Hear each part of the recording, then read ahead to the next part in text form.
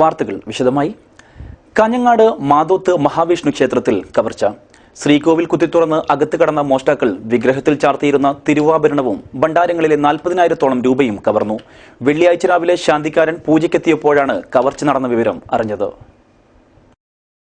ഉപദേവന്മാരുടെ മുന്നിൽ വെച്ചിരുന്ന 4 ചെമ്പിന്റെ ഭണ്ഡാരങ്ങളും ഒരു വലിയ ഭണ്ഡാരവും പുറത്ത് നമസ്കാര മണ്ഡപത്തിൽ വെച്ച സ്റ്റീലിന്റെ വലിയ ഭണ്ഡാരവും കവർച്ച ചെയ്തു. ക്ഷേത്രത്തിന്റെ കിഴക്ക് ഭാഗത്ത് മുളയെടുത്തുവെച്ച് അതിൽ കയറിയാണ് മോഷ്ടാക്കൾ ക്ഷേത്രത്തിനകത്തേക്ക് കടന്നത്. മോഷണം നടത്തിയ ശേഷം അകത്തുനിന്നും കിഴക്കേ വാതിൽ തുറന്ന് പുറത്തേക്ക് കടക്കുകയായിരുന്നു. കവർച്ച ചെയ്ത ഭണ്ഡാരങ്ങളിൽ നിന്നും പണമെടുത്ത ശേഷം തൊട്ടടുത്ത കുറ്റിക്കാട്ടിൽ ഉപേക്ഷിച്ചു. ഏകദേശം 40,000 രൂപ നഷ്ടപ്പെട്ടതായി ക്ഷേത്ര ഭാരവാഹികൾ പറയുന്നു.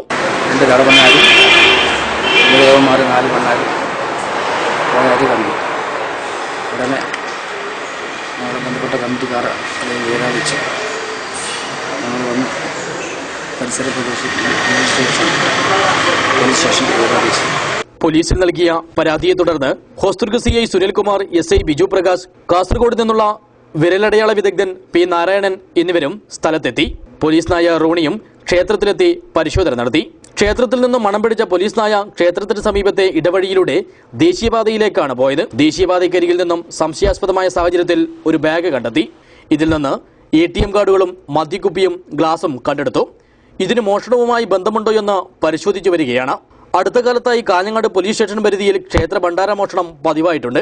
കഴിഞ്ഞയാഴ്ച അരൈ എരത്തുമുണ്ടിയ ഭഗവതി ക്ഷേത്രത്തിലും കാർത്തിക മുത്തപ്പൻ മട്ടപ്പുരയിലും അടുക്കത്ത് പറമ്പ് ഗുളികൻ ദേവസ്ഥാനത്തും ഭണ്ഡാരങ്ങൾ കവർച്ച ചെയ്തിരുന്നു. ഉപ്പിലക്കൈ വേട്ടക്കുരുമകൻ കൊട്ടാരം ദേവസ്ഥാനത്ത് ഭണ്ഡാര മോഷണ ശ്രമം നടന്നുവെങ്കിലും വിഫലമാവുകയായിരുന്നു. വിഗ്രഹത്തിൽ ചാർത്തിയ 1.5 പവൻ സ്വർണ്ണാഭരണവും ഏകദേശം 40,000 രൂപയും മോഷണം പോയി എന്നാണ് ക്ഷേത്ര ഭാരവാഹികൾ പറയുന്നത്.